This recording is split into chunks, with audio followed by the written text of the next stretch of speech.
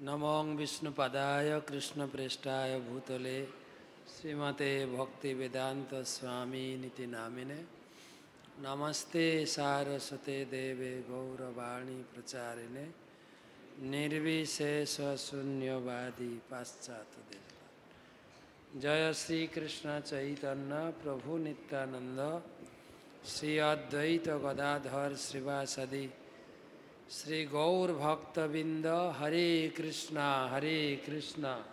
कृष्ण कृष्ण हरे हरे ओ हरे राम राम राम हरे। तो आमादेर এই गीता पाठचक्रेर अंतिम पर्वे आमरा एखान थेके कि शिखलाम कि निये যাব। प्रथम दिन आमरा गीतार कथा शुनलाम, तारपरे आमरा शिल प्रभुपादेर कथाओ शुनेছি। नवद्वीप परिक्रमा आज के जप करिয়েছেন, जप করেছেন, हरिनाम जप। वास्तविक पक्षे भगवान के आमरा किभाবে लाभ करते पारी विभिन्न जुगे विभिन्न पंथा। सत्य जुगे छिलो ध्यान, सत्य जुगे मानुषेर आयु छिलो 1 लक्ष बछर। त्रेता जुगे यज्ञ 10,000 बछर। दापर जुगे 1000। भगवान के पावर पंथा छिलो पूजा करे। और कलि जुगे हरिनाम 100 बछर आयु। ता 100 बछरेर भितरे आमरा आलोचना करछिलाम जे 100 बछर आमरा बाँचबो ना, 70, 80, 60। तार भितरे आमादेर अनेकेई 60-70 हयेई गेছে। আর কতদিন থাকতে পারি আশা করা যায়? 30 বছরের উপরে তো সবার হয়ে গেছে। হাতে 10 বছর 15 বছর আছে। প্রহ্লাদ মহারাজ বলছেন আধো জন্ম হাম নিদে গোয়াইনু জরা শিশু কিছু দিনে গেলা। আমাদের জীবন যদি 70 বছর হয়, হাফ সময় আমরা ঘুমিয়ে কাটাই। কথাটা ঠিক কি? হয়তো রাত্রে আমরা 6 ঘন্টা ঘুমাই 24 ঘন্টার মধ্যে, বাকি 6 ঘন্টা আমাদের বেকার কেটে যায়, গল্প গুজব খাওয়া দাওয়া এই করে কাটে যায়। 6 ঘন্টা আমরা কাজ করি। সেই জন্য আমাদের 170 বছর আয়ু ধরলে 35 বছর আয়ু ধরতে হবে, 35 বছর।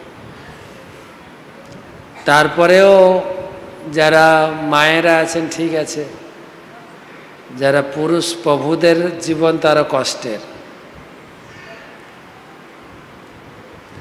ভগবান তিনি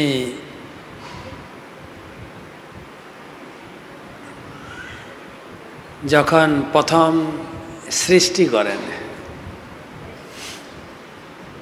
প্রথম সৃষ্টি,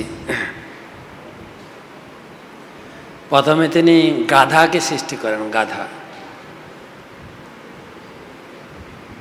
গাধাকে বলছেন যে তোমাকে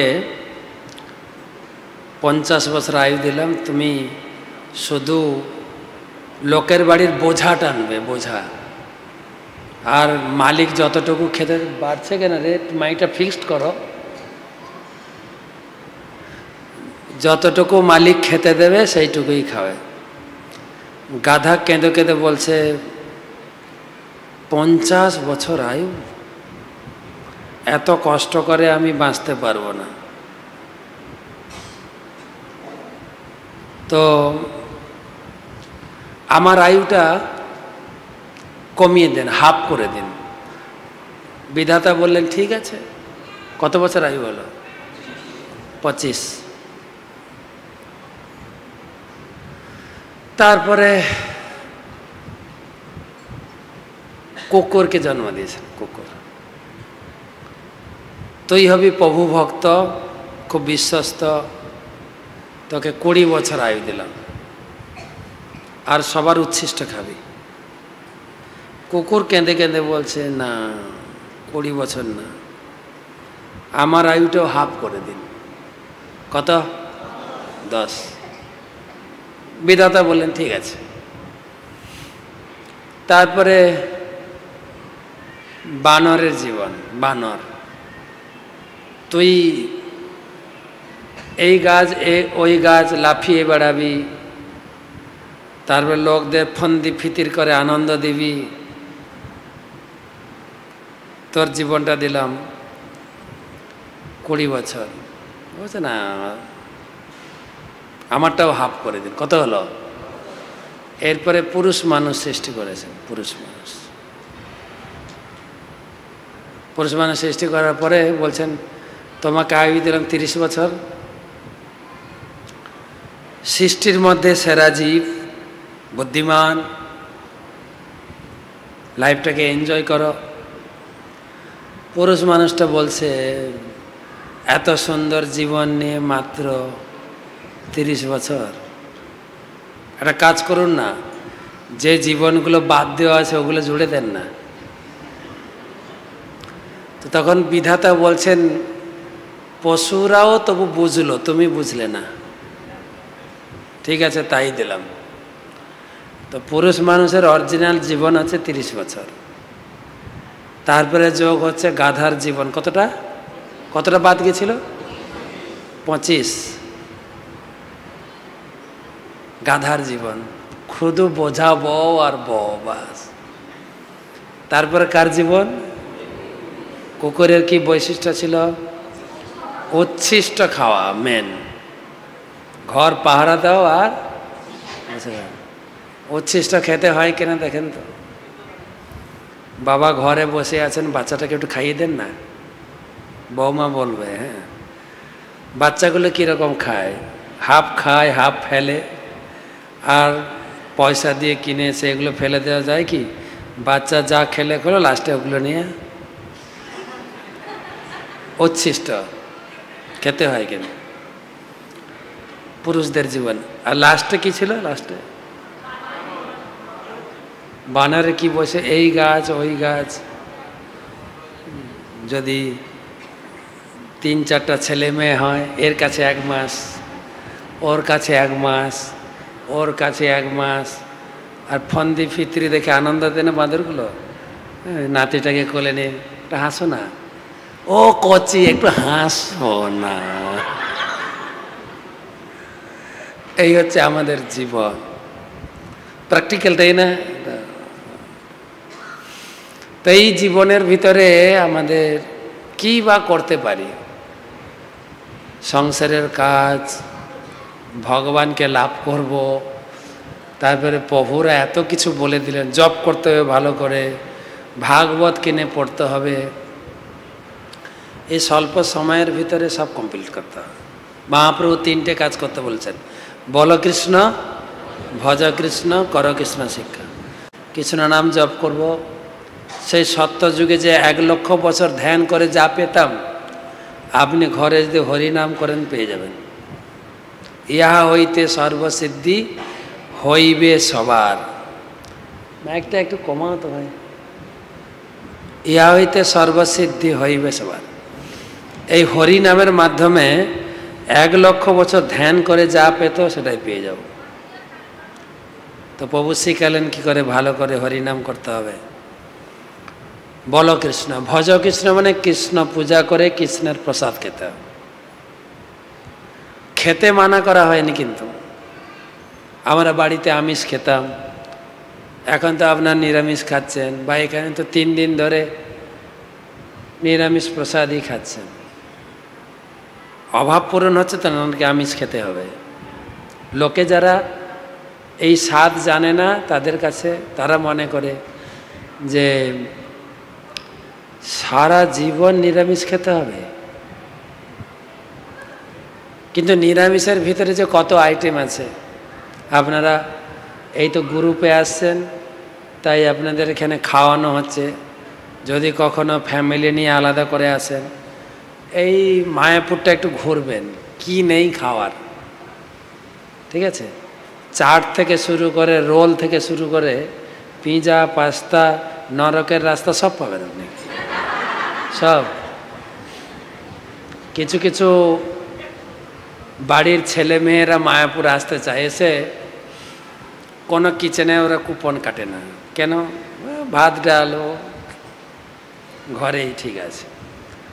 এখানকার রান্না মাতাজিদের ভালো লাগে, প্রভুদের ভালো লাগে না লাগে কি? মাতাজিদেরকে জিজ্ঞেস করো মাতাজি প্রসাদ কেমন হয়েছিল? খুব ভালো। কেননা মাতাজিদের রান্না করতে হয় না, ওই জন্য ওদের ভালো লাগে। আর ছেলে মেয়েরা এই কিচেনে খায় না। সামনে আছে একটা মহাপ্রসাদ দোকান, দেখবেন ওখানে সব ভ্যারাইটিস আছে, কি না পাবেন, চাউমিন, তারপরে roll, pasta, sandwich, varieties item খান। তারপর তো এখন আবার এসে গেছে চাইনিজ কিছু আইটেম এসে গেছে, মাঞ্চুরিয়া, হৃদয় চুরিয়া, সব ওগুলো কত খাবার। এই গুরু মহারাজের ব্যাস পূজাতে, প্রভুপাদের ব্যাস পূজা হলো কয়েকদিন আগে, গুরু মহারাজের ব্যাস পূজাতে প্রায় 1500 আইটেম রান্না হয়। এমনকি একাদশী তো পাস্তা, পিৎজা, একাদশীর আইটেম, পিৎজা বানাচ্ছে একাদশীতে, একাদশীর কেক হচ্ছে, একাদশীর লুচি সবজি হচ্ছে।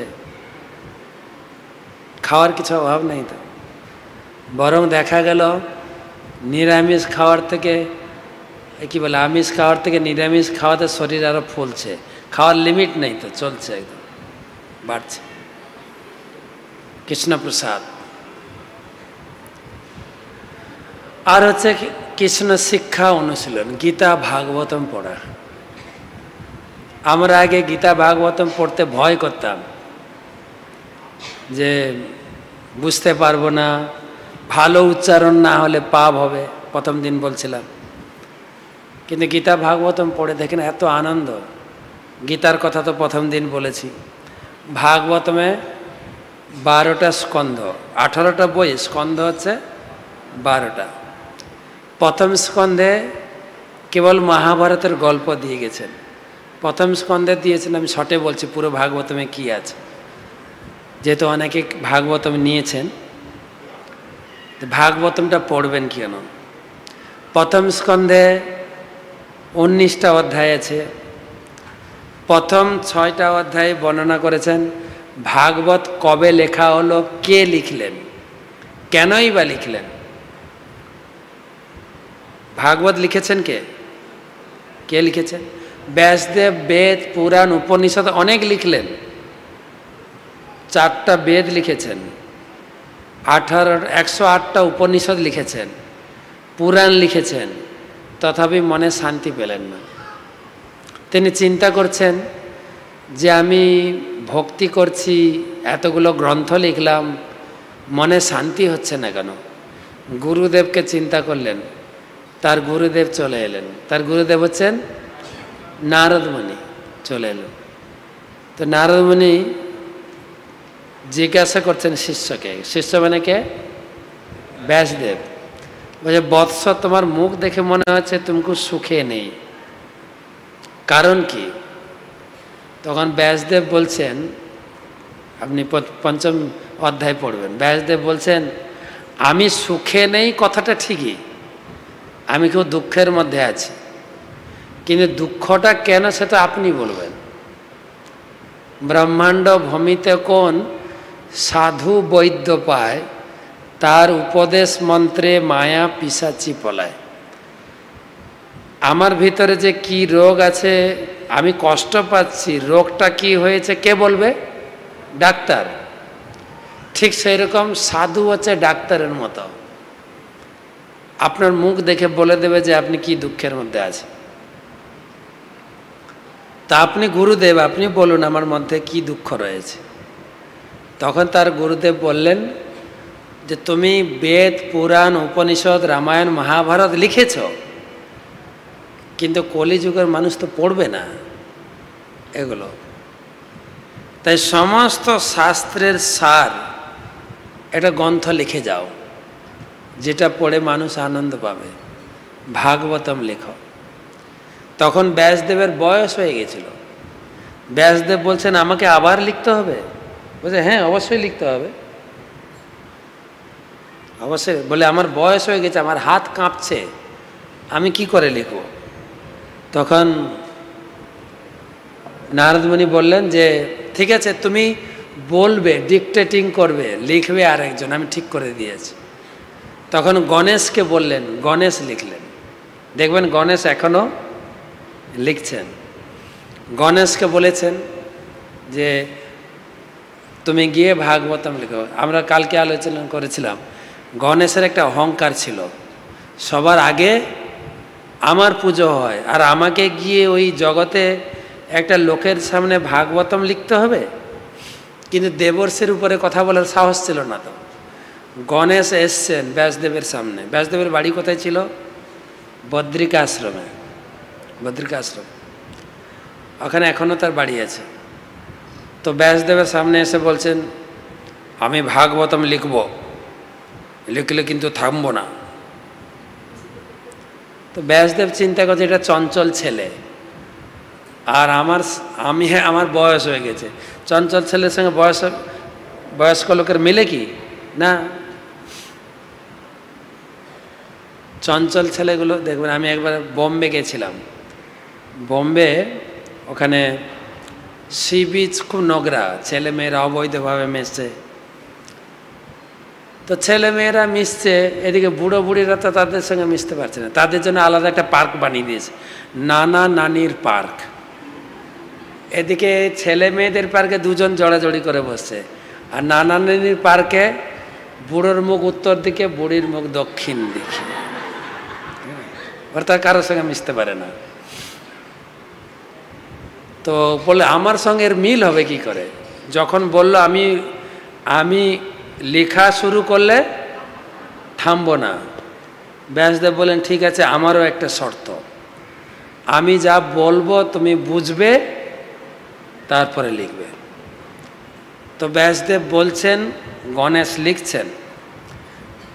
যখন ব্যাসদেবের মাথায় শ্লোক শেষ হয়ে যায়, একটা কঠিন শ্লোক দিয়ে দেন, তখন গণেশের মাথাটা, এমনি মাথাটা অনেক ভার,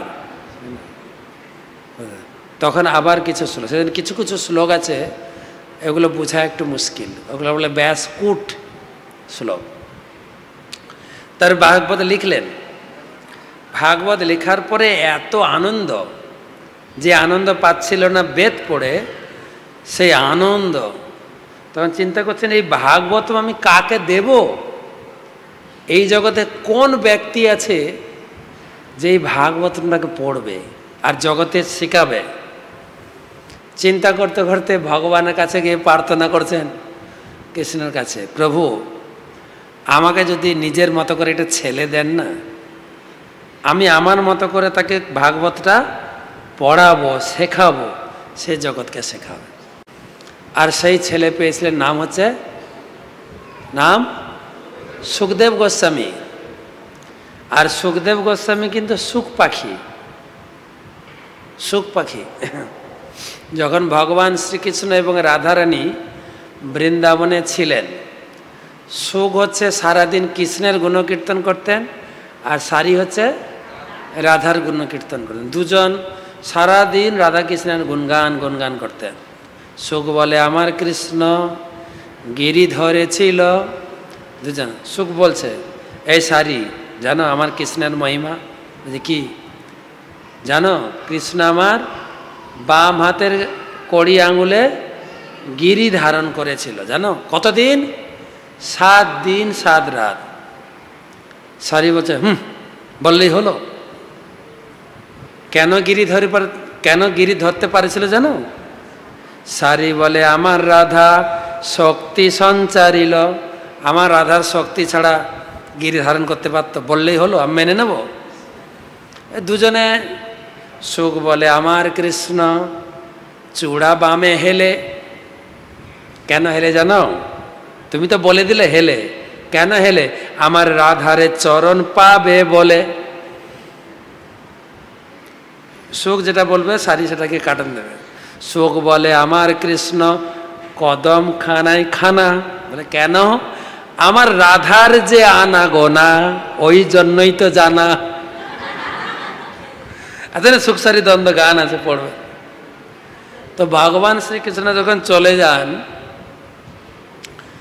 তখন সুখসারিকে বলছেন তোমরা থাকো, আমরা চললাম, আমাদের নাটক শেষ, আমরা চললাম। বলছে তোমরা যখন চলে যাব আমাদের কি কাজ, আমরা চলবো? বলছে না, তোমরা যাবে না।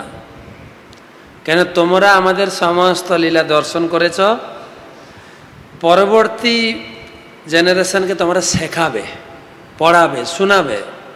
সে ভগবান শ্রীকৃষ্ণের নির্দেশে সুখ থেকে গেছিল। সেই সুখ পাখি সুখদেব গোস্বামী রূপে এসেছেন। আমি আগে কাহিনী বলেছি, আপনাদের বলেছি সুখদেব কিভাবে এই জগতে সুখদেব গোস্বামী রূপে এলেন। শুনবেন? বলবো? হ্যাঁ, কিন্তু আজকে কেউ ভাগবত নেবে না। কালকে আমার 108টা হয়নি। ও পুলিশ বাবু কোথায় গেল? আজকে নেবে না কেউ? দু একটা আজকে দ্বাদশী, কালকের থেকে আরো বেশি কৃপা। আজকে না নিলে 2000 কৃপা পাবেন। কালকে তো একাদশী বেকার গেছে, আজকে এটা মেন। সকালে আলু সিদ্ধ ভাত আর পনির খেয়েছেন, মেন। আজকে হবে না 2-1টা? হ্যাঁ, আপনার দুটো, প্রভুর আলাদা।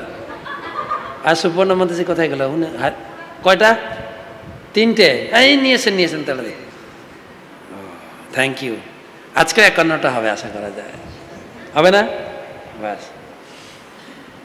তো আমরা সুখদেবের জন্ম কিভাবে হলো এটা আলোচনা করি। এটা শোনা কাহিনী, আমি কোথাও পড়ি নাই। কেউ আবার প্রশ্ন করবেন না কোথায় লেখা আছে। আমাদের শিক্ষাগুরু শ্রীমৎ ভক্তি পুরুষোত্তম মহারাজ কাহিনীটা খুব বলেন, প্রায় ক্লাসে বলেন। একবার কৈলাসে নারদ মুনি গেছেন। নারদ মুনি গিয়ে বলছেন, দেবী আচ্ছা তুমি যে এই শিবটাকে ভালোবেসে বিয়ে করলে, পার্বতী কিন্তু সতী কিন্তু শিবকে লাভ ম্যারেজ করে বিয়ে করেছেন, জানেন? হাসছেন কেন? যদি জানতে চান ভাগবতমের 4th স্কন্ধ পড়বে। তার বাবা একদম চাইছিল না এই বৈরাগী লোকটাকে বিয়ে দেবে না, কারণ বাবা খুব ধনী লোক। আর শিব ঠাকুর পন্ডস পাউডারই কিনতে পারে না, ছাই ভস্য মাখে। তো ওই জন্য, কিন্তু সতী ভালোবেসে ফেলেছিল, আই লাভ ইউ। সেই জন্য জামাইকে পছন্দই করতো না একদম। পুরো 4th স্কন্ধে 2য় অধ্যায় থেকে 7ম অধ্যায় পর্যন্ত 6টা অধ্যায়ে সুখদেব গোস্বামী শ্বশুর জামাইয়ের ঝগড়া রসিয়ে বলেছেন। পড়বেন কীরকম ঝগড়া করেছেন দক্ষ আর শিব ঠাকুর। তো গেছেন, নারদ মুনি গিয়ে বলছেন, দেবী তুমি যে এই শিব ঠাকুরকে বিয়ে করলে, তুমি তো ভালোবাসো শিব ঠাকুরকে, শিব কি তোমাকে ভালোবাসে বলো তো? বলে কেন না ভালোবাসে তো বিয়ে হলো কি করে? না, আমার মনে হয় না, যেহেতু ও তোমাকে ভালোবাসে। কারণ নারদ মুনির একটা কাজ হচ্ছে খল নারদ, ঘরে গিয়ে ঝগড়া বাঁধায়। যেমন গ্রামে কিছু লোক আছে না, ঘরের লোকের মধ্যে ঝগড়া বাঁধায়, ওকে কি বলে ডাকে, তুমি কি নারদ মুনি? তো নারদের কাজ ঝগড়া বাঁধিয়েছে। বলছে তুমি এরকম বলছো কেন, শিব ভালোবাসে না আমাকে? বল যদি তোমাকে ভালোবাসে, যদি মনে করো তোমাকে ভালোবাসে, আমি মানলাম তুমি ভালোবাসো, উনিও তোমাকে ভালোবাসে। আচ্ছা তুমি বলো তো, উনার গলায় হাড়ের মালা আছে কেন? কাহিনীটা কি? তিনি হাড়ের মালা পরেছেন কেন? তোমাকে কোনোদিন বলেছে হাড় মালা পরার মাহাত্ম? বলছে না তো। তাহলে আমি মনে করি তোমাকে ভালোবাসে না, এটা গুপ্ত রেখেছে। মাথাটা গেছে ঘুরে। তখন গিয়ে জিজ্ঞাসা করছেন, আচ্ছা আমাকে এটা প্রশ্নের উত্তর দিতে হবে। কি? আচ্ছা তুমি সেই হাড় মালা পরে রাখো কেন? তোমার কৃপায় সবাই বড় বড় ঘর বাড়ি সম্পদ সব লাভ করলো, আর তোমার একটা সেনকো গোল্ড কিনতে পারো না? হ্যাঁ, এতটুকু পয়সা নেই, না হলে অঞ্জলিতে যাও, অঞ্জলিকে কিনে আনো একটা। অঞ্জলি বলবে না এখন, অঞ্জলি ছাড়া অঞ্জলি হয় না বলবো, ওর অ্যাডভার্টাইজ দেবে, তাই না? তো কেন একটা হাড় মালা পরো কেন? তখন শিব ঠাকুর বলছেন, সে কি গো, তোমার এই বুদ্ধি কে দিল মাথায়? হ্যাঁ, এ হাড় তো তোমারই দেহের হাড়। বলছে মানে? তুমি প্রতি কল্পে জন্মগ্রহণ করো আর মৃত্যুবরণ করো, আর তুমি মৃত্যুবরণ করলে তোমাকে তো আমি ভুলতে পারি না। আমরা কি করি? স্ত্রীর বা স্বামীর ছবিটা টাঙিয়ে রাখি। আমি কি করেছি জানো? সে বলছে আমি কি করি জানো? তোমার এক টুকরা হাড় নিয়ে আমি মালা গেঁথে পড়ি, কেননা আমি তোমাকে যে খুব ভালোবাসি। তুমি বিশ্বাস করো, সত্যি আই লাভ ইউ। তোমার সত্যি এ প্রত্যেকটি হাড় তোমার দেহের হাড়, প্রত্যেকটি হাড়। এটা শুনে পার্বতীর কাছে মাথা ঘুরে। তার মানে আমি মারা যাই, তুমি মরো না? বলছে আমি তো মৃত্যুঞ্জয়, আমি তো মৃত্যুকে জয় করেছি। ভগবান শিবের নাম না মৃত্যুঞ্জয়? আমি তো মৃত্যুকে জয় করে, আমার নাম হচ্ছে অমরনাথ। আমার তো মৃত্যু হয় না, তোমার মৃত্যু হয়। তখন পার্বতী বলছে তাই নাকি? তাহলে তোমার মতো আমাকেও মৃত্যুঞ্জয় তুমি করে দাও, তোমার সেই শক্তি দিয়ে আমি মৃত্যুঞ্জয় হতে চাই। বলছে মৃত্যুঞ্জয় হওয়ার একটাই মন্ত্র হচ্ছে ভাগবত শুনতে হবে। এটা হচ্ছে মৃত্যুঞ্জয় মন্ত্রের ক্যাপসুল, ডেলি একটু একটু করে খেতে হবে, তাহলে আপনিও মৃত্যুঞ্জয় হয়ে যাবেন। বলে যা করতে হয় আমি করব, আমি মৃত্যুঞ্জয় হতে চাই। বলে চলো তাহলে তোমাকে ভাগবত শোনাবো। কালকে বলছিলাম শিবের তো ঘর নেই, নিয়ে গেছেন গাছের গোড়ায়, দিয়ে গাছের গোড়ায় বসিয়েছে, তিনি উপরে বসেছেন, নিচে পার্বতী বসেছেন। বলছেন আমি ভাগবত কথা বলবো। কালকে আমরা শুনেছিলাম ভাগবত কথা শোনার প্রতি কিভাবে আগ্রহ, কৈলাস থেকে এসছিলেন বলছিলাম না কালকে, মনে আছে তো? গদ্রুম দ্বীপে বা মধ্যদ্বীপে। এবারে ভাগবত কথাকার, তিনি খুব সুন্দর ভাগবত কথা বলেন শিব। বলছে আমি ভাগবত কথা বলবো। আর শিব হচ্ছেন রামের ভক্ত, শঙ্কর্ষণের ভক্ত। আমি শঙ্কর্ষণের ধ্যানে মগ্ন হয়ে ভাগবত কথা বলবো, তুমি শুনবে। তো তুমি শুনছ কিনা হু দেবে, কেন শিবজি চোখ বন্ধ করে ভাগবত কথা বলবেন। তো হু দেবে কেন? তুমি শুনছ কিনা। তো আমি ভাগবত কথা বলবো, তুমি হু দেবে। যখন আমরা বাড়িতে ছিলাম, ঠাকুমা রাত্রে ঘুম পাড়াতো না বাচ্চাদের, যে আমি গল্প বলবো তুই হু দিবি। হু বন্ধ হয়ে গেছে মানে ঘুমিয়ে পড়েছে। এখনকার দিনে ঠাকুমারা করেন না, কেননা বাচ্চাদের উপরে এত বোঝা পড়ে গেছে, মা বাবারা এতটাই মানে কি বলা যায়, ছেলে মেয়ের প্রতি এতটা মানে একটু আদর যত্ন নাই, এত বোঝা চাপিয়েছে। তাকে নাচ শিখতে হবে, তাকে গান শিখতে হবে, তাকে আর্ট শিখতে হবে, কম্পিউটার শিখতে হবে, তাকে আবার পড়াতে তাকে প্রতিযোগিতায় এগোতে হবে। তার রেস্ট নেই। ঘুম থেকে টেনে হিঁচড়ে টিউশন, টিউশন থেকে এসে স্কুল, স্কুল থেকে এসে নাচ গান। আর এত করার পরে রাত্রে আর গল্প পাড়ে ঘুম পাড়াতে হয় না, শুধু ডিনার খাইয়ে বিছানায় ফেলে দিলে শুই যাও, ব্যাস। সেই জন্য ঠাকুমা বা মায়ের কাজও কমে গেছে। যা, তো শিব বলছেন আমি ভাগবত কথা বলবো, তুমি কি করবে? আরে আপনারা একটা হু দেন, নাহলে আমার ঘুম এসে যাবে। শিব বলছেন আমি ভাগবত কথা বলবো, তুমি কি দেবে? একটু জোরে বলতাম বা আমি বলবো আপনারা ঘুমিয়ে পড়লেন নাকি? তো শিবজি ভাগবত কথা বলছেন একদম শঙ্কর্ষণের ওখানে ধ্যান মগ্ন হয়ে, আর পার্বতী দিচ্ছেন হু। তো হু দিলে হবে কি করে? যেখানে ভাগবত কথা হয় সেখানে নিদ্রা দেবী বিরাজ করেন। ওই আমরা একটু গল্প বা গান টান করে ভাগবত কথা বলি বলে সবাই একটু জেগে থাকে, নাহলে যেখানে যেখানে ভাগবত পাঠ হচ্ছে দেখবেন লোকে ভাগবত পাঠ শুনতে যায় কারা? বুড়ো বুড়িরা। তো ভাগবত পাঠ শুনে এরকম বসে, বুঝে না? দু চারটা বুড়ি বসে শোনে ভাগবত পাঠ, মানে ঘুম আসবেই। আমাদেরও পাঠে ঘুম আসে, যখন দেখবেন মন্দিরে যে সমস্ত পাঠ হয়, যখন পাঠক বলবে অজ্ঞান তিমিরান্ধস্য জ্ঞানাঞ্জন শলাকয়া চক্ষুর উন্মিলিতম যেন তস্মৈ শ্রী গুরবে, চোখ কান খুলে ভাগবত কথা শুনো। পাঠক বলবেন চক্ষুর উন্মিলিতম যেন, আর শ্রোতা হবে নিমিলিতম যেন। কখন চোখ খুলবে? মন্ত্রাজ ভাগবতম কি, মহাপ্রসাদ কি।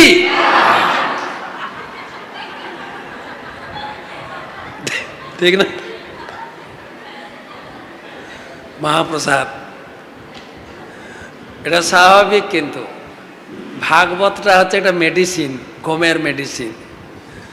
প্রভুপাদ যখন প্রভুপাদের লীলামিলিতে আমরা পাই, প্রভুপাদ তিনি তার সময় এত বড় বড় মন্দির ছিল না, মন্দিরে যেখানেই পাঠ হচ্ছিল সেখানেই প্রসাদ হবে। প্রভুপাদ পাঠ করে উঠে গেছেন, সব ভক্তরা উঠে পড়েছে, একটা নতুন লোক এসেছিল পাঠ শুনতে, ও একদম ঘুমাচ্ছে, নাক ডেকে ঘুমাচ্ছে। তাকে ভক্তরা গিয়ে তুলছে, উঠো উঠো, এখানে প্রসাদ হবে। তো লোকটা উঠেছে, চোখ মুলছে, তোমাদের গুরুদেব কোথায় থাকে? তোমাদের গুরুদেবটা খুব পাওয়ারফুল গুরুদেব। বলছে, আমাদের গুরুদেব পাওয়ারফুল, তুমি কি করে জানলে? বলছে, দেখুন দাদা, সারা জীবন আমি ঘুমাইনি, কত প্রকারের ওষুধ খেয়েছি, ঘুমের ওষুধ, ইঞ্জেকশন, কত ডাক্তার দেখেছি, আমার ঘুম হয় না। এখানে এলাম, 10 মিনিট বসলাম, যা ঘুমালাম না, পাওয়ারফুল মেডিসিন। তো ঘুমাচ্ছে পার্বতী।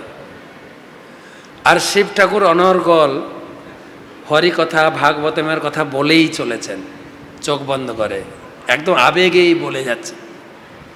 পার্বতী ঘুমাচ্ছে। আর যেখানে ভাগবত কথা হতো, সুখ পাখি গিয়ে সেখানে বসে বসে শুনতেন। সুখ দেখছে পার্বতী ঘুমিয়ে পড়েছে, শিব যদি জানতে পারে তাহলে ভাগবত কথা তো বন্ধ হয়ে যাবে। তখন পার্বতীর কাজটা সুখ দেওয়া শুরু করেছে। কি দিচ্ছেন? এক সময় চোখ খুলে শিবজি কথা বলতে বলতে যখন চোখ খুলেছেন, দেখেন তার স্ত্রী সে আর এই জগতে নেই, ঘুমাচ্ছে। একদম ঘুমাচ্ছে, শুধু না, একদম নাক ডেকে ঘুমাচ্ছে। তখন তাহলে এতক্ষণ দিচ্ছিল কে? এ যদি এত ঘুমায়, এতক্ষণ দিচ্ছিল কে? এখানে তো আর কেউ নেই। কে কে দিচ্ছিল?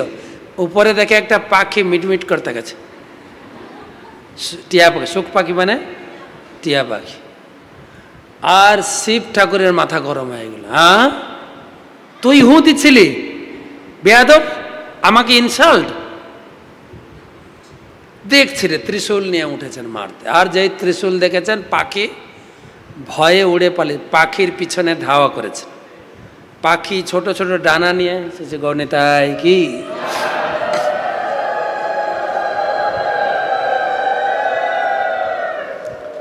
তো পাখি দৌড়াচ্ছেন, পাখির পিছনে পুলিশ গাড়ির মতো তাড়া করেছে। কে? শিবজি। দেখেন শিবের বুদ্ধি। এখানে বসছিল বউকে ভাগবত কথা শোনাতে, আর বউকে ছেড়ে দিয়ে পাখির পিছনে দৌড়ানো শুরু করেছে। আর পাখি কোথা থেকে চালু হয়েছে? যাত্রা রানটা কোথা থেকে চালু হয়েছে? কৈলাস। কৈলাস থেকে সেই পাখি উড়তে উড়তে উড়তে উড়তে এই ভূমিতে বদ্রিক আশ্রমে এসে পৌঁছেছেন। বদ্রিক আশ্রমে কার বাড়ি ছিল বলছিলাম একটু আগে? ব্যাসদেবের বাড়ি ছিল। ব্যাসদেব ঘরে বসে ভাগবত কথা শোনাচ্ছেন তার স্ত্রীকে। তার স্ত্রীর নাম হচ্ছে বিথিকা। তিনি হচ্ছেন লেখক। তিনি যদি বর্ণনা করেন নিজে করে, কত সুন্দর হবে কিনা। যেরকম আমাদের শ্রীশ্রীমদ ভক্তি পুরুষোত্তম মহারাজ জগন্নাথের উপরে বই লিখেছেন। এত সুন্দর জগন্নাথ লীলা বলেন, আপনি ঘন্টার ঘর পর ঘন্টা বসে থাকবেন শুনবেন। কারণ উনি নিজে লিখেছেন ব্যাসদেব, আর উনি নিজের ভাবে বর্ণনা করছেন। শুনছেন কে? বিথিকা, না মনে রাখবেন, বিথিকা তার স্ত্রী শুনছেন। যদি কথা খুব সুন্দর হয় তখন কি হয়? কি করে হাঁ করে কি শুনছিস বলে না? কি এমন কথা যে হাঁ করে শুনছিস? হাঁ করে শুনছিলেন তো, পাখিটা উঠতে উঠতে আসছিলেন, সরাসরি সেই মায়ের মুখে ঢুকে। পিছনে কে তাড়া করছিল? শিবজি পিছনে আসছিল। আস্তে আস্তে আস্তে আস্তে ব্যাসদেবের দোর গোড়ায় ব্রেক কষে দাঁড়িয়েছে। কেন? পাখি আর নেই তো। পাখি কোথায় গেছে? বিথিকার মুখে ঢুকে গেছে আর হাঁপাচ্ছে, আমাকে এত কষ্ট দিস, তোকে অভিশাপ দিলাম, এই মায়ের গর্ভে তোকে 12 বছর থাকতে হবে। কে বলে 12 বছর, কে বলে 16 বছর, অভিশাপ দিয়ে দিল। ব্যাসদেব ধড়পড় করে উঠেছে। শিব শোনাচ্ছিল কাকে ভাগবত কথা? পার্বতীকে। আর ব্যাসদেব শোনাচ্ছিলেন বিথিকা, তার স্ত্রীকে। এটাই করবেন, ভাগবতমে রাখবেন, প্রভু পড়বেন, মাতাজি শুনবেন, নাহলে মাতাজি পড়বেন, প্রভু শুনবেন। কমপক্ষে তো ঘরে দুটো লোক তো আছে, তারপরে তো সংসারে যদি বাবা মা ছেলে মেয়ে থাকে, মোটামুটি তো একটা ঘরের ভিতরে একটা পাঠের ব্যবস্থা করা যায়। 10 মিনিট বসো, সবাই বসো বসো বসো। আমি একটু, যদি ব্যাখ্যাও না করতে পারেন, কমপক্ষে শ্লোক অনুবাদ তাৎপর্য 10 মিনিট একটা শ্লোক অনুবাদ তাৎপর্য পড়ে নেন। এই করে করে তো পড়তে পারি আমরা। প্রতিদিন পড়া যায় কি না? প্রভু পড়বেন, মাতাজি শুনবেন, নাহলে মাতাজি পড়বেন, প্রভু শুনবেন। অনেক বাড়িতে থেকেই ছেলে মেয়েকে দিয়ে পড়ায়, এই তো এটা পড়তো, আমরা শুনি। ছেলেমেয়েরা এখন পড়াশোনা করছে তো, তারা ভালো পড়তে পারে সুন্দর করে। এটা করা যায় কি না? এইভাবে আমরা ভাগবত পড়তে পারি। কিন্তু সমস্যা হয়ে গেছে আমাদের তো না আছে স্ত্রী, না আছে ছেলে মেয়ে, সেই জন্য আপনাদের ডেকে ডেকে শোনাচ্ছে। আর কি করবো বলো? তো ব্যাসদেব ধড়পড় করে উঠেছেন। উঠে শিব ঠাকুরকে শান্ত করছেন। ভোলানাথ, পার্বতীপতি মহাদেব, আপনি আমার বাড়িতে, ভাগ্য আমার, আপনি শান্ত হন, শান্ত হন, এত উদ্বিগ্ন কেন? তখন শিব বলছে, ও ও ওই পাখিটা, মানে কথাও বলতে পারছেন কিন্তু হাঁপাচ্ছে তো, এত দৌড়ে দৌড়ে এসে। আমি ভাগবত কথা শোনাচ্ছিলাম সতীকে, একে না হু দেয়, বেয়াদব কথা কর। তো ব্যাসদেব তো বুদ্ধিমান, উনি বুঝতে পেরেছেন যে কি ঘটনাটা হয়েছে। তখন ব্যাসদেব বলছেন, আরে মহাদেব, মহান বৈষ্ণব আপনি, আপনার মুখরাবিন্দ থেকে এই পাখিটি ভাগবত কথা শুনেছে। পাখিটির কত ভাগ্য না? সেই ভাগ্য তো আমারও হয়নি যে আপনার মুখরাবিন্দ থেকে দুটো কথা শুনি। পাখি তো ভাগ্যবান, আর সে ভাগ্যবান হয়েছে কার প্রভাবে? আপনার কৃপায়। আপনার মতো মহান ব্যক্তি, আপনি নিজে কৃপা করে তাকে ভাগবত কথা শুনিয়েছেন, সে তো ভাগ্যবান হয়েছে, সে তো অভিশাপের পাত্র না। তো তার প্রতি আপনার আশীর্বাদ হওয়া দরকার। শিব চিন্তা করলেন, কথা তো ঠিক, এত দূর দৌড়ে তো লাভ হলো না। হ্যাঁ, ঠিক আছে ঠিক আছে বাবা, তোমাকে আশীর্বাদ দিই, আমার কাছ থেকে যা শুনেছ তোমার মাথায় অক্ষুণ্ণ থাকবে, তুমি ভুলবে না। তাহলে আশীর্বাদ আর অভিশাপ দুটো পেয়েছে। কত বছর থাকতে হবে গর্ভে? 12, আবার কোথাও বলছে 16। 16 বছর মায়ের পেটে। মায়েরা কি চিন্তা করছেন যারা সন্তান জন্ম দিয়েছেন? 16 বছর, বাপরে।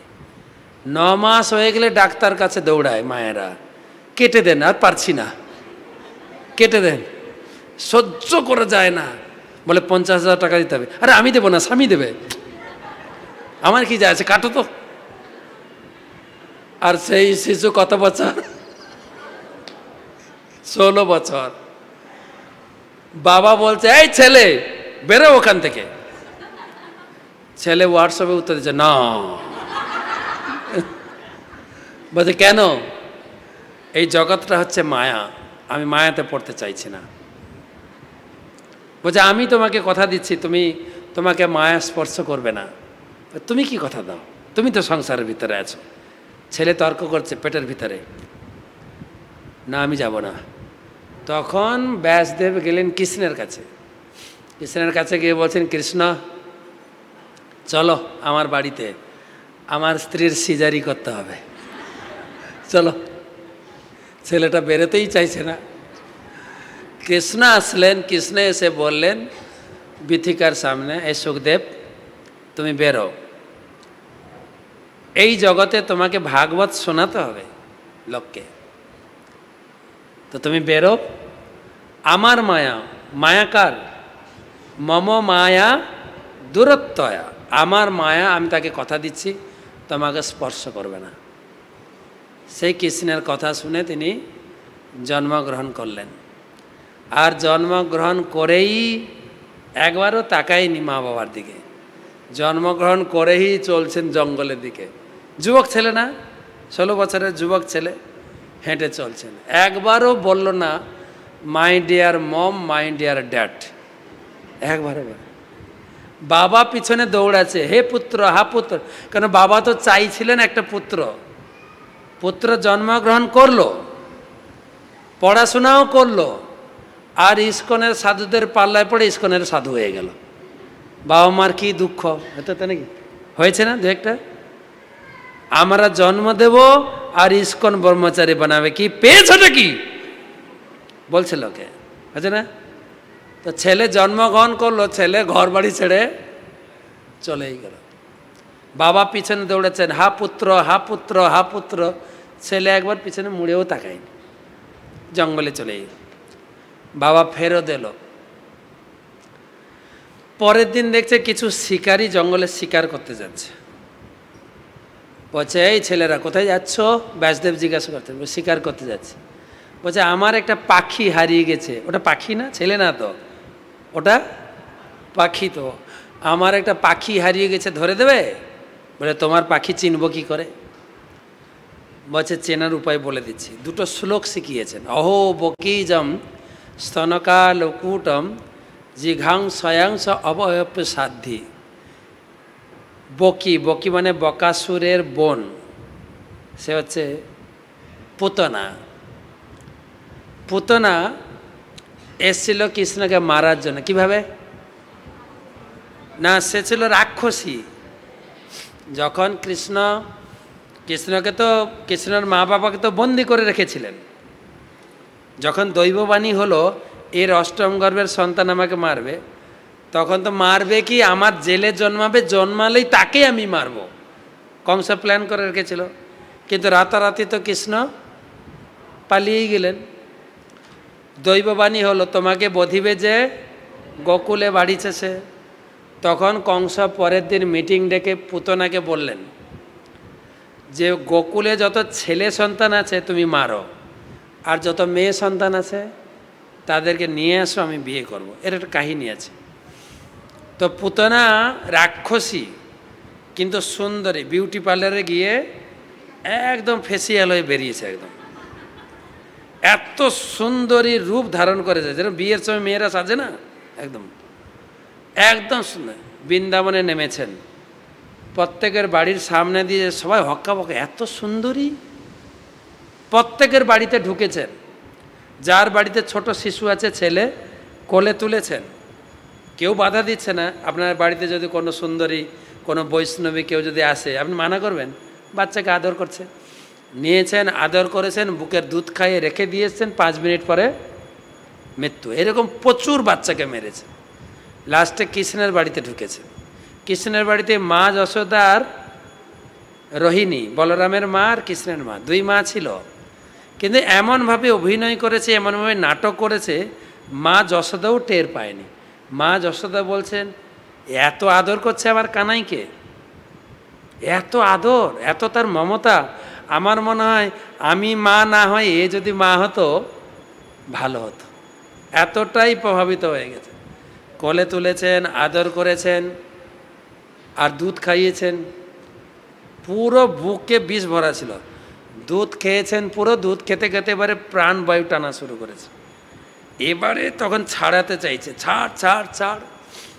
বলে, না, সেদিন বলছিলাম আমি যাকে ধরি তাকে তো আর ছাড়ি না।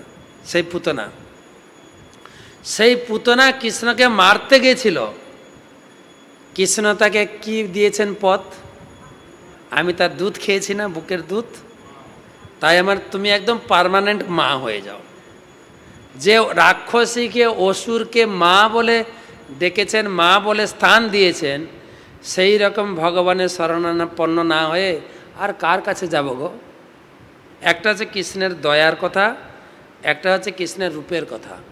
এই দুটো শ্লোক যখন শুনেছেন, সুখদেব জঙ্গল থেকে তেড়ে বেরিয়েছে। এই বাচ্চারা বলো বলো আরও শ্লোক বলো, শ্লোক বলো, শ্লোক বলো। বলছে আমার ভাণ্ডারে আর নেই, তো দুটো শিখেছিলাম। তুমি যদি পুরো শিখতে চাও, ও যে কুটিরটা আছে, চলো চলো, ওখানে একটা বুড়ো থাকে, ওখানে এনে বসিয়ে দিয়েছে। ও তো জানে না ওর বাবা মা, কেউ দেখেই নি একবারও। হোয়াটসঅ্যাপে ছবিও পাঠায়নি, তো দেখবে কি? পাঠালে মানে দেখা যেত। তো আর জন্মগ্রহণ করে তো একবার তাকায়নি। তো সেই ব্যাসদেবের সামনে বসেছেন, পুরো ভাগবতম শুনিয়েছেন, 18,000 শ্লোক। ভাগবত কোর্স করেছেন না অনেকে, তারপরে পরীক্ষা দিয়েছেন। পরীক্ষা নিয়েছেন জনকরাজ, সীতাদেবীর বাবা জনকরাজ পরীক্ষা নিয়েছেন। পরীক্ষায় পাস, তাদের পরীক্ষা অন্যরকম ছিল। পরীক্ষাটা ছিল এরকম, সুখদেব দিগম্বরী ছিলেন। দিগম্বরী মানে, দিগম্বরী জানেন? 10 দিক জানেন তো? 10 দিক, পূর্ব পশ্চিম উত্তর দক্ষিণ, ঈশান অগ্নি নৈরুত বায়ু উধ অধ না কি ছিল, অনেক দিন আগে পড়েছে। 10 দিক, ঠিক আছে না? 10 দিক। দিক যার পোশাক, তার গায়ে কোনো পোশাক নেই, দিক যার পোশাক তাকে বলে দিক অম্বর। অম্বর মানে পোশাক। দিক যার অম্বর তাকে বলে দিগম্বর, মানে অন্য কোনো পোশাক নেই, অর্থাৎ শর্ট কথায় উলঙ্গ। 16 বছরের ছেলে উলঙ্গ থাকলে কেমন লাগবে? উলঙ্গ। তাকে কি পরীক্ষা নেওয়া হয়েছে? জনক রাজের বাড়িতে একটা হল ঘরে একদম ষোড়শী সমস্ত মহিলাদেরকে উলঙ্গ করে রাখা ছিল। তাকে সেখানে ঢোকানো হয়েছে, তার শরীরে কোনো বিকার আছে কিনা। সাধারণত স্ত্রী পুরুষ থাকলেই বিকার আসে। সেই পরীক্ষায় তিনি পাস করেছিলেন, নির্বিকার ছিলেন। সেখান থেকে পাস হওয়ার পরে যিনি ভাগবত করেছেন, ভাগবত পড়েছেন, ভাগবতমকে উপলব্ধি করেছেন, তার শরীর থেকে, তার মাথা থেকে স্ত্রী পুরুষের ভাব চলে যাবে না, চিন্ময় আত্মা। তার মানে এটাকে আবার নকল করেন না কিন্তু, যে মহারাজ বলে দিয়েছেন আমি তো ভাগবত পড়েছি, আমি গিয়ে একটা মহিলাকে জড়িয়ে ধরবো, আর সে বলবে কেন আজকে ভাগবত ক্লাসে শুনেছ তো মহারাজ বলেছেন না স্ত্রী পুরুষের কোনো ভেদ থাকার কথা না। না, এরকম না, এটা নকল করলে হয় না কিন্তু, এটা অন্তর থেকে সেই ভাব আসে। পাস হওয়ার পরে তিনি ভাগবত শুনিয়েছেন কাকে? পরীক্ষিত মহারাজ। এই হচ্ছে তার কোয়ালিটি। তো পরীক্ষিত, ভাগবত লেখা হয়ে গেল, সুখদেব রেডি, এবারে পরীক্ষিতকে আনতে হবে। তো সেটাই ভাগবতে। পরীক্ষিতের জন্ম হলো কি করে? 7 অধ্যায় থেকে বর্ণনা দিয়েছেন। প্রথমে পঞ্চপাণ্ডবের পঞ্চপুত্র মারা গেছে। প্রথম চরিত্র দেখবেন ভাগবতমে, পঞ্চপুত্রের মা হচ্ছেন দ্রৌপদী। পঞ্চপুত্র মারা গেছেন, সকালবেলা হাউ হাউ করে কাঁদছে সবাই, মাও কাঁদছে। 5 ছেলে মারা গেছে।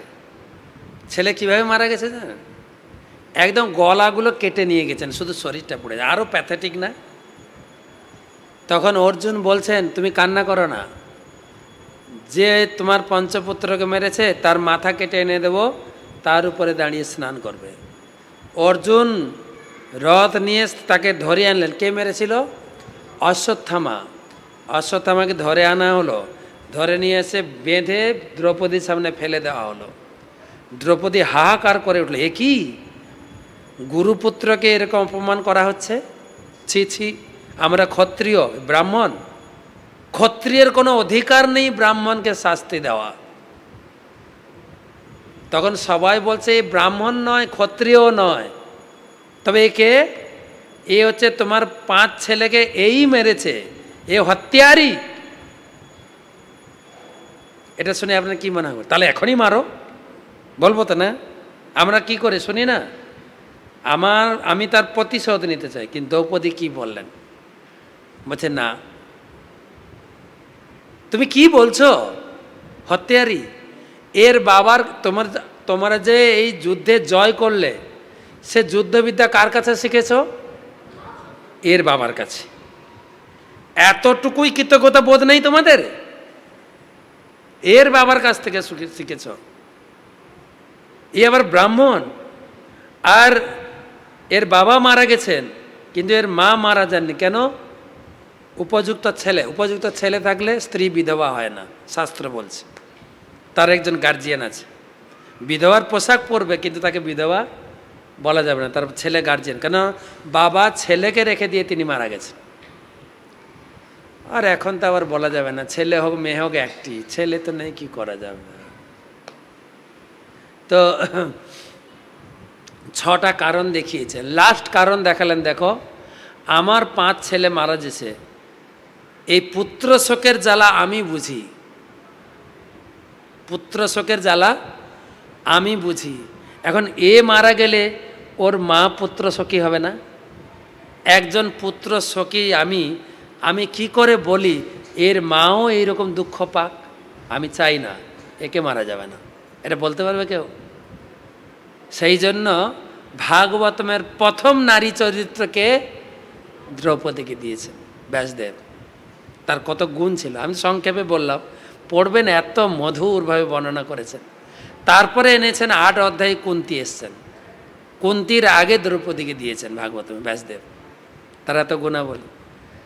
তারপরে 8ম অধ্যায়ে কুন্তীর প্রার্থনা, 9ম অধ্যায়ে ভীষ্ম কীভাবে দেহত্যাগ করলেন, 10ম অধ্যায়ে কৃষ্ণ হস্তিনাপুর থেকে বিদায় নিলেন, 11 অধ্যায়ে দ্বারকাতে প্রবেশ করলেন কৃষ্ণ, 12 অধ্যায়ে পরীক্ষিতের জন্ম, পরীক্ষিতের ঠিকুচি কুষ্টি বিচার, 13 অধ্যায়ে ধৃতরাষ্ট্র থেকে ঘর থেকে বের করলেন, 14 অধ্যায়ে কৃষ্ণ এই জগৎ থেকে বিদায়, 15 অধ্যায়ে পাণ্ডবরা এই জগৎ থেকে মহাপ্রস্থান করলেন, আর 16, 17, 18 হচ্ছে পরীক্ষিতের রাজত্ব, 18 অধ্যায়ে পরীক্ষিতের অভিশাপ, আর 19 অধ্যায়ে পরীক্ষিত তার রাজ্যভার তার ছেলে জন্মেঞ্জয়কে দিয়ে ঘর বাড়ি ছেড়ে তিনি গঙ্গার তীরে বসলেন, সুখদেব এসে ভাগবত কথা শোনালেন। প্রথম অধ্যায়ে ভাগবত শুরু হয়নি, প্রথম অধ্যায়ে ভাগবত শোনার যে যোগ্যতা, কি অবস্থায় পরীক্ষিত মহারাজ ভাগবত শুনলেন সেটা বর্ণনা দিয়েছেন। তারপর 2য় স্কন্ধ থেকে ভাগবত শোনা হবে। 3য় স্কন্ধতে বর্ণনা করা হয়েছে সৃষ্টিতত্ত্ব। ভগবান সৃষ্টি করলেন ব্রহ্মাকে, ব্রহ্মা সৃষ্টি করলেন মুনি ঋষিদের। তার ভিতরে ব্রহ্মার সৃষ্টি হচ্ছে কর্দমমুনি, কর্দমমুনিকে পাঠালেন তুমি গিয়ে তপস্যা করো। 10,000 বছর কর্দমমুনি তপস্যা করেছেন। তপস্যা করার পরে ভগবান নারায়ণ এসছেন তাকে দর্শন দিতে, তোমার তপস্যায় আমি সন্তুষ্ট হয়েছি, কিছু বর মাগো। 10,000 বছর তপস্যা করার পরে কর্দমমুনি কি বর চাইলেন জানেন? প্রভু, আমার প্রতি যদি আপনি সন্তুষ্ট হয়ে থাকেন, আমি একটু বিয়ে করতে চাই, মেয়ে খুঁজে দেন। কর্দমমুনি বলছেন, কেন তখনকার দিনের মেয়ে ছিল না বাজারে, সারা সৃষ্টিতে 3টে মেয়ে ছিল, সারা সৃষ্টিতে 3টে মেয়ে, আকুতি, দেবহূতি, প্রসূতি, 3টা মেয়ের নামও আছে। প্রথম নারী হচ্ছে শতরূপা, মনু, তাদের 5 ছেলে মেয়ে, 3 মেয়ে আর 2 ছেলে, তারই বর্ণনা দিয়েছেন। তো মেয়ে নেই, রাস্তাঘাটেও পাওয়া যাচ্ছে না, কাউকে যে ধরে নেব, হোয়াটসঅ্যাপে ছবি নেব, নেই তো। সেজন্য কোথায় খুঁজতে যাবে বাবাজি? বাবা বলেছে তপস্যা করে ঘরে এসে বিয়ে করো, কোথায় বিয়ে করব? তখন বলছেন মেয়ে খুঁজ। আর ভগবানও তো এরকম, ভগবান বলছেন হ্যাঁ, তুমি যে বিয়ে করতে চাইছো আমি আগে থেকে জানি, তাই তোমার মন বুঝে আমি আগে থেকেই মেয়ে ঠিক করে রেখেছি। বলছে কোথায় পাবো সেই মেয়ে? চিন্তা করো না, তুমি ভজন করো, তুমি আমার মেয়ে খুঁজতে যাবে কোথায়? মেয়ের বাবা মা মেয়েকে নিয়ে তোমার বাড়িতে আসতে হবে। তুমি তো সাধু বাবা, কোথায় কার্ড ছাপাবে, কোথায় লোক ডাকবে, বরযাত্রী কোথায় পাবো, সব বাদ দাও, মেয়ের বাড়ির লোক নিজে এসে এখানে বিয়ে দিয়ে রেখে দিয়ে যাবে।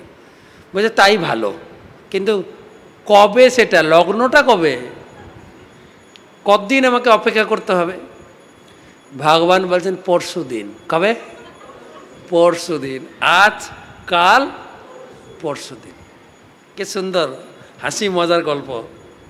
ভাগবতের শুধু গল্পে ভরা, শুধু গল্পে ভরা, পড়বেন শুধু। আমরা নাম শুনে তো পিছিয়ে যাই, যদি সারাদিন ঝগড়াঝাটি করবেন, ঠিক আছে, সারাদিন ঝগড়াঝাটি হচ্ছে, মন টন ভালো লাগছে না, স্বামী স্ত্রী দুইজন দুই মেরুতে মুখ করে আছে, ঠিক আছে, একই বিছানায় শুয়েও একজন উত্তর মেরুর দিকে মুখ করে ঘুমাচ্ছে, একজন দক্ষিণ মেরুর দিকে, ঠিক আছে, কারো মিল নেই।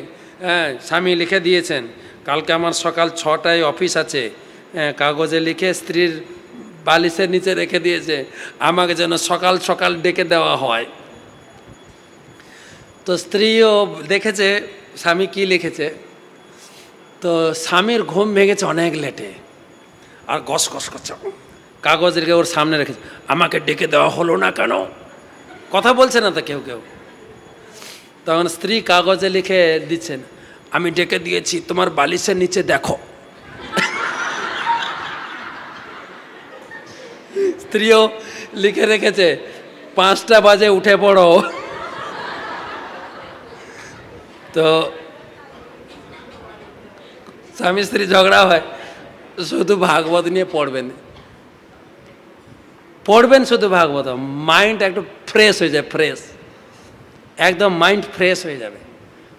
যে কোনোটা আপনি চতুর্থ স্কন্ধ ধরুন, তৃতীয় স্কন্ধ ধরুন, চতুর্থ স্কন্ধে তো আরও সুন্দর গল্প বলেছি। তারা শোনেন, ভগবান বললেন কবে আসবেন, পরশু দিন। মেয়েটা কে গো, দেবাহতী। কনভিন্স করছেন, এখন মাথায় চিন্তা কি জানি আমি মেয়েকে দেখিনি, কি হবে না হবে। বলছে শোনো কি বলবো মেয়েটার কথা, মেয়েটা হচ্ছে স্বয়ম্ভুব মনুর সন্তান। কার মেয়ে, স্বয়ম্ভুব মনুর সন্তান। আর সে এত সুন্দরী, এত সুন্দরী। তখনকার দিনের এই টেনিস মাঠে খেলা হতো না, কোথায় খেলতো, নিজের বাড়ির ছাদে। যখন স্বয়ম্ভুব মনুর বাড়ির ছাদে কন্দুক বল খেলা করছিলেন, দেবাহতী বল খেলা করছিলেন, বল ছুটছেন না, মুখটা উপরের দিকে তাকাচ্ছেন, আর উপর দিক দিয়ে একটা হেলিকপ্টার যাচ্ছিল। হেলিকপ্টারে বিশ্ববাসু মনে এক দেবতা ছিল, হেলিকপ্টারে যাচ্ছিলেন, আর এ বল খেলছিল কে, দেবাহতী বল খেলছিল। বল ছুটছে তো মুখটা উপরে, এই মুখটা উপরের দিকে তাকিয়েছে আর উপর দিয়ে যাচ্ছিল। বিশ্বাস, ওদের এত সুন্দরী মেয়ে, হ্যাঁ, আর ওই মেয়ের মুখটা এক ঝলক দেখেছে, দেখে ওই হেলিকপ্টার থেকেই পড়ে গেছে। মানে বোঝাতে চাইছেন ভগবান, মেয়েটা কত সুন্দরী, তুমি চিন্তা করো না, আমি তোমার জন্য ভালো ব্যবস্থাই করেছি। অ্যাটলিস্ট যারা ভক্ত তার জন্য তো ভালো ছেলে বা ভালো মেয়ে ভগবানই ব্যবস্থা করবেন, তাই না? নিজেরা কেন খুঁজতে যাবে বলো তো, নিজেরা খুঁজতে গেলে তো ঠকবে, তাই না? ভগবান ব্যবস্থা। তো তোমার দুজনের বিয়ে হবে, কবে বিয়ে হবে, এখনই বলেছি তো, কবে, পরশু। তোমাদের দুজনের সংসার হবে খুব সুন্দর, তোমাদের 5টা মেয়ে হবে। তখন মেয়ে দরকার ছিল প্রচুর, কটা মেয়ে হবে, 5টা মেয়ে। আর কি বলবো, তোমাদের দুজন, তুমি যে ভক্তিমান, তোমার স্ত্রী যে ভক্তিমতী, তোমাদের এত কৃষ্ণ সংসারটা সুন্দর হবে, আমি আর লোভ সামলাতে পারছি না, আমিও তোমাদের পুত্ররূপে আসব। ভগবান নিজে বললেন আমিও তোমাদের পুত্ররূপে আসব। তিনি হচ্ছেন কপিল দেব ভগবান। খুব সুন্দর কাহিনী। ভগবানকে পুত্ররূপে চাননি, ভগবান নিজে এসছেন। কত সুন্দর সংসার। ভগবানকে পুত্ররূপে চাইতে গেলে কি করতে হবে শিখবেন। তো সেই কপিল দেবের কাহিনী 3য় স্কন্ধ। তারপরে বেচারা বিয়ে করেছেন, বেচারা তো ব্রহ্মচারী ছিল, বিয়ে করেছেন সেই ব্রহ্মচারীর মতো আছে, ভজন করে, জপ করে, নাচে, ওতেই কেটে যায়। বিয়ে যে করেছেন, সংসার যে বাঁধতে হবে এটা আর তার খেয়াল নেই। আর এদিকে বউ রাজকন্যা, তো বউ তো রাজকন্যা ছিল, সে শুধু স্বামীর ভজন সাধনে ওই কুশ গাছ ফলমূল সাপ্লাই দিতেই, সেও স্বামীর সঙ্গে কথা বলতেই সময় পায় না, স্নান করতেই সময় পায় না, জটা মোটা হয়ে গিয়ে শরীর ময়লা হয়ে গেছে। কিছুদিন পরে মনে, আচ্ছা তোমাকে আমি বিয়ে করেছি না, ও আচ্ছা আচ্ছা আচ্ছা, আচ্ছা বলো বলো বলো, তোমার মনোবাসনা পূর্ণ করতে চাই কি? মেয়েরা কি চায়? বলছে আমি মা হতে চাই। কিন্তু মা হওয়ার আগে একটা কাজ আছে। আমার শরীরটা শুকনো পাতলা এবং ঠুনঠুনে হয়ে গেছে, জটা মোটা হয়ে গেছে। সন্তান হওয়ার আগে তো মিলন হতে হবে। তো মিলন তখনই সম্ভব যদি স্ত্রী পুরুষের আকর্ষণ থাকে। আমি এরকম পাতলা রোগা পাতলা, আমার শরীরে তো তোমার আকর্ষণ আসবে না। আমার শরীরটাকে একদম তরতাজা যুবতী বানিয়ে দাও। তারপরে বলছে ঠিক আছে, এখানে একটা পুষ্করিণী আছে, বিন্দু সরোবর, এখানে ডুব দাও। যেই ডুব দিয়েছেন, যোগী ব্যক্তি ছিল তো কর্দমণি, যেই ডুব দিয়েছেন 1000 যুবতী রাজকন্যা এসে গেছেন তার সেবা করার জন্য। দিদি দিদি, ম্যাডাম ম্যাডাম, কী সেবা করবো? কে চুল আঁচড়াচ্ছে, কে তৈল মর্দন করছেন, কে কাপড় পরাচ্ছেন, পুরো একদম সুন্দর যুবতী হয়ে বেরিয়েছে। এবারে মিলন হবে। মিলনের আগে কি করতে হবে? বিয়ে করার পরে কি করে? হ্যানিমুন করে না? একটু ঘরে থাকলে হয় নাকি? একটু হ্যানিমুন লাগবে। বিয়ে করেছি কতদিন, একটু চলো না কাশ্মীর ঘুরে আসি, তাই না? তো সঙ্গে সঙ্গে একটা বিশাল 7 তলা বিশিষ্ট বিমান বানিয়েছেন। টিকিট কাটেনি, কিন্তু নিজে বিমান বানিয়েছেন। কত তলা? 7 তলা। ওখানে খেলার গ্রাউন্ড, ওখানে স্কুল কলেজ রেস্টুরেন্ট সব আছে, বিশাল। তো বলছে উঠো, আমরা বেড়াতে যাব বোম্বে, চলো চলো। তুলেছেন। 1000 বছর শুধু ট্যুর করেছেন। কোথায় কোথায় গেছেন লেখা আছে। এমনকি নন্দনকাননও গেছে। পুরো ঘুরিয়ে টুরিয়ে এক জায়গায় তাদের মিলন হয়েছে রাত্রে। একবার মিলনে 7 বার বীর্য আধান করেছেন স্ত্রীর গর্ভে। সঙ্গে সঙ্গে 7 কন্যার জন্ম হয়, না 9 কন্যা। কটা ছিল? 9 কন্যা। 9 বার বীর্য আধান করেছেন। এমন নয় যে 9 বছর, একসঙ্গেই 9 বার বীর্য আধান করছেন। আর এমন নয় যে আমাদের মতো 10 মাস গর্ভধারণ করে পেট নিয়ে ঘুরতে পারবো না, কিন্তু সঙ্গে সঙ্গে সন্তান জন্ম। আর তারা আবার উয়া উয়া করে কান্না করেনি, কিন্তু একদম যুবতী, সুন্দরী যুবতী। এবারে উপর থেকে ব্রহ্মা এসছেন। ব্রহ্মার ছেলে কর্দম না, এসছেন নাতনিদের দেখতে। এসে তো না, এর মাঝখান থেকে যেই 9 কন্যা হয়েছে, এবারে বাবাজি কর্দমণি ঘরে রেখে দিয়ে আমি চলে যাচ্ছি, আমার কাজ হয়ে গেছে। তুমি মা হতে চাইছিল, মা করে দিয়েছি, আমার ডিউটি শেষ, আমি চললাম। তখন স্ত্রী ধরেছে, মেয়েদের তো বিয়ে হয়ে চলে যাবে, আমি কাকে নিয়ে থাকবো? এখনকার মায়েরা চিন্তা করে না, কিন্তু দেবাবতী চিন্তা করছিল। প্রথম কথা হচ্ছে যে মেয়েগুলোকে বিয়ে দেবো কোথায়? কোথায় আমি ছেলে খুঁজতে যাব? মেয়েদের বিয়ে দাও। তারপরে কথা হচ্ছে তো মেয়েরা চলে গেলে তুমিও চলে যাচ্ছ, আমি কাকে নিয়ে থাকবো? কমপক্ষে একটা ছেলে দিয়ে যাও। তখন কর্দমণি মনে পড়ে, আরে আরে থামো থামো থামো, ভগবান তো নিজে বলেছিল তোমাদের ছেলে রূপে আসবো। হ্যাঁ হ্যাঁ হ্যাঁ, দেবহতী তুমি ভালো করে ভজন সাধন করো, ভালো করে তুমি জপ বাড়িয়ে দাও, ভালো করে পূজা করো। ভগবান নিজেই কথা দিয়েছেন তোমার পুত্র রূপে আসবেন। সেই পুত্র জন্মগ্রহণ করলেন, নাম হচ্ছে কপিল। 9 মেয়ে 1 ছেলে। ব্রহ্মা উপর থেকে এসছেন। ব্রহ্মা উপর থেকে এসে ব্রহ্মা নিয়ে এসছেন তার 14 জন ঋষি ছেলে এসছেন। ছেলের খুব প্রশংসা করেছেন। বাহ, 9টা মেয়ে 1টা ছেলে জন্ম দিয়েছ। বৌমার খুব প্রশংসা। বেশি ছেলে মেয়ে হলে শ্বশুর শাশুড়ির খুব আনন্দ। বাহ, 10 খানা ছেলে মেয়ে, বাপরে দারুণ, ধন্যবাদ তোমাকে। তো তখন কতজন ঋষিপুত্র নিয়ে এসেছিলেন ব্রহ্মা? কতজন? 14 জন। 14 জন নাতনি, তো নাতনি না ব্রহ্মার? কর্দমণি তার ছেলে। কর্দমণির 9 কন্যা মানে ব্রহ্মার নাতনি। 9 জন ঋষিকে ছেড়ে দিয়েছেন, এই নাতনিরা কাকে খুঁজে নাও, কে কাকে বিয়ে করবো খোঁজো। 9 ঋষির সঙ্গে বিয়ে হলো। বাকি হাতে বিয়ে হয়নি, বিয়ে হবে, ঠিকঠাক চলছে, গণবিবাহ হবে, গণবিবাহ, হ্যাঁ 9টার গণবিবাহ হবে। এদিকে 5 জন ঋষিকে বলছে, এই তোমরা ব্রহ্মচারী, বিয়ে বাড়িতে থাকা যাবে না, চলো হটো এখান থেকে।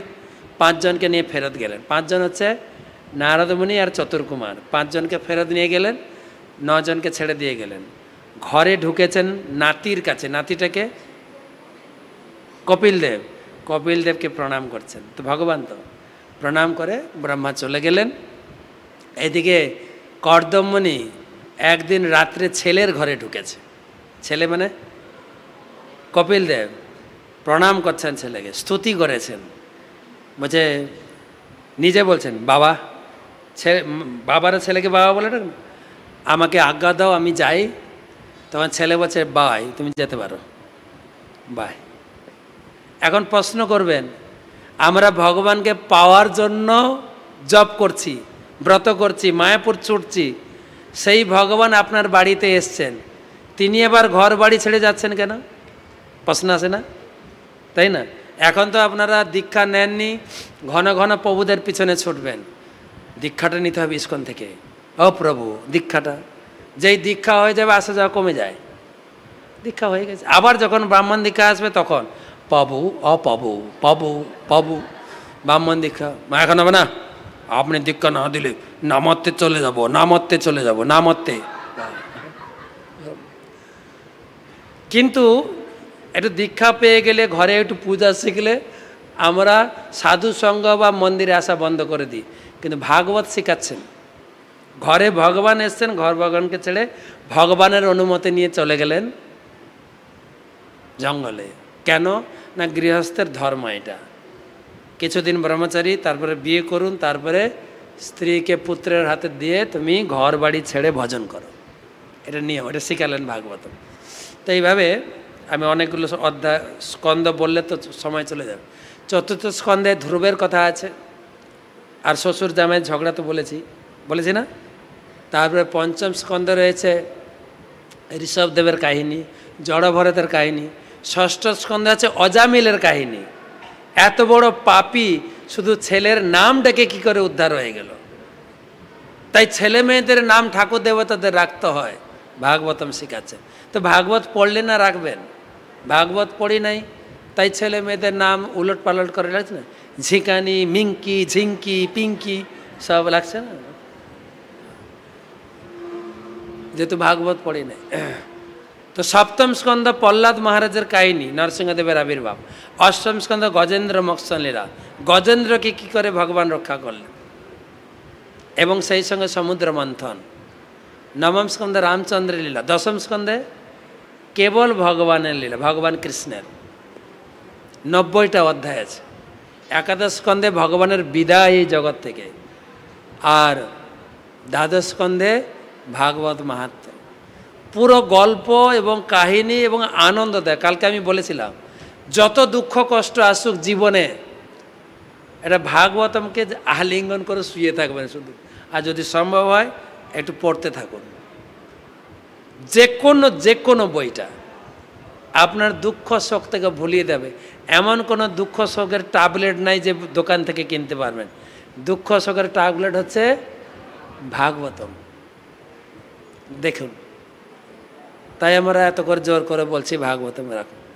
তো যাই হোক, আপনারা এই ক্যাম্পে অংশগ্রহণ করলেন, আপনারা এই জিনিসই শিখলেন, বল কৃষ্ণ, ভজ কৃষ্ণ, কর কৃষ্ণ শিক্ষা। এইটা আমরা ঘরে গিয়েও করব।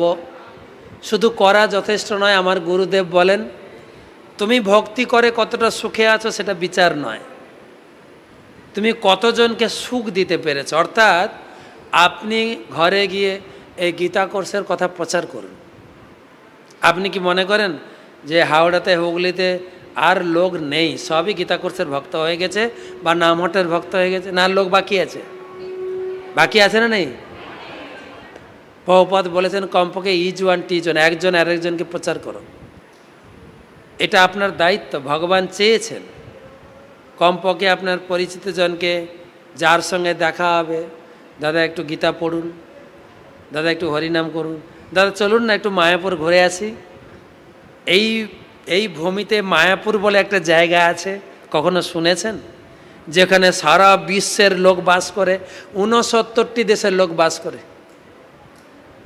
বিভিন্ন জাতির বিভিন্ন দেশের লোক দেখতে চান, চলুন মায়াপুর নিয়ে আসুন, তাকে একটু গীতা দিন, গীতা কিনতে উৎসাহিত করুন, ভাগবতম দিন, তাহলে সেটা হচ্ছে পরোপকার। এইভাবে করে আমাদের এই প্রচার প্রসারকে আরো বর্ধিত করতে পারে। দিদি তার দল বাড়াচ্ছে, দিলীপ তার দল বাড়াচ্ছে, আমি আমার দল বাড়াবো না কেন বলুন তো? তাই তো নাকি? আমরা তো গরু চুরিও করি নাই, আর চাকরি দেওয়ার নাম করে টাকাও নেই নাই। আমাদের কথাটা হচ্ছে একদম পরিষ্কার নিরেট কথা, আমাদের কথার ভিতরে কোনো গলদ নাই, কিন্তু একদম মাথা উঁচু করে। আমাদের যখন ইনচার্জ কথা শেখাতেন, লোকের নাকের কাছে আঙ্গুল রাখবে, এই চুপ, আমরা কি দোষ করেছি? আমরা হরিনাম করতে বলছি, গীতা পড়তে বলছি, কোনো অন্যায় তো করছি না। এইটুকু যদি সৎ সাহস থাকে আপনি বলতে পারবেন, লোকের কাছে বলবেন, দাদা একটু হরিনাম করুন, দাদা আপনাকে একটা গীতা দেবো, পড়বেন, আপনি দেন। অনেকে গিফট করেন, ছেলে মেয়েদের বাদ রেতে অনেক, একটা গীতা গিফট করুন, একটা কৃষ্ণ বই গিফট করুন। প্রচারকে আমাদের বাড়াতে হবে। প্রভুপাদ লিখেছেন ভাগবতমে, ভারতবাসী যেহেতু ভাগবতের বাণী প্রচার করছে না, যার জন্য দেশে এত বিশৃঙ্খলা। লোককে ভাগবতম প্রচার করুন। আমার সাধ্য মতো আমি, যেন পাখির সাধ্য না, কোন পাখি এক গাছ থেকে আরেক গাছ উঠতে পারে, কোন পাখি এক জেলা থেকে আরেক জেলা যেতে পারে, কোন পাখি এক দেশ থেকে আরেক দেশ থেকে, কোন পাখি আছে এক গ্রহ থেকে আরেক গ্রহ যেতে পারে, জানেন? এরকম পাখি শীতের সময় বিদেশ থেকে পাখি আসে দেশে।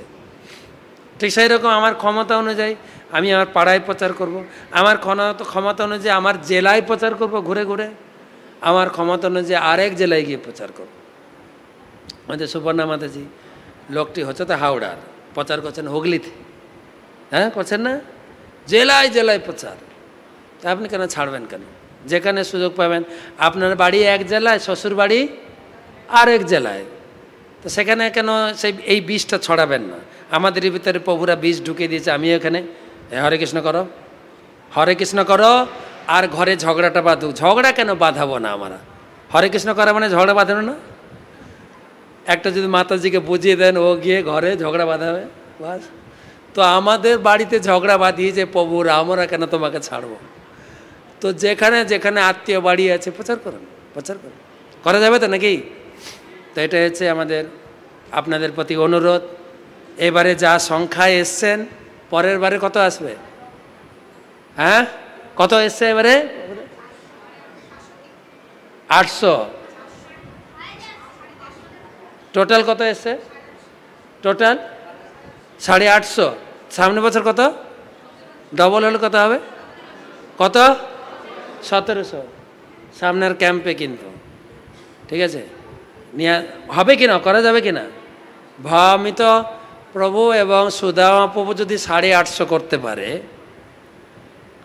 তা আপনারা কি মনে করছেন একজন 850 করা যাবে না? আমি তো অত্যন্ত কৃতজ্ঞতা জানাই আমাদের পুলিশ প্রভু। কত ক্লাস? 80টা ক্লাস। একটু জোরে হাততালি।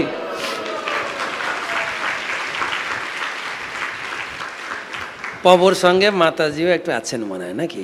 আবার ঘরে ঝগড়া করে যদি মাতাজি একটু আছেন না? আছেন? ঐশীও আছে নাকি? হ্যাঁ বাবা, সবাইকে বলতো। পেশিও আছে একটু।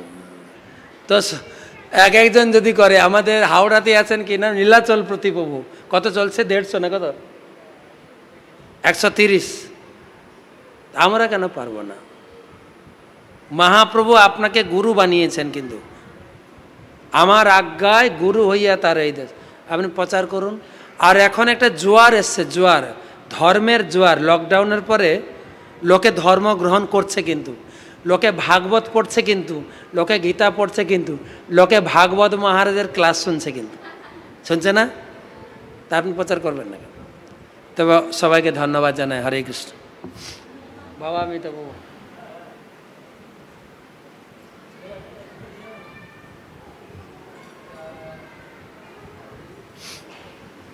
হরে কৃষ্ণ।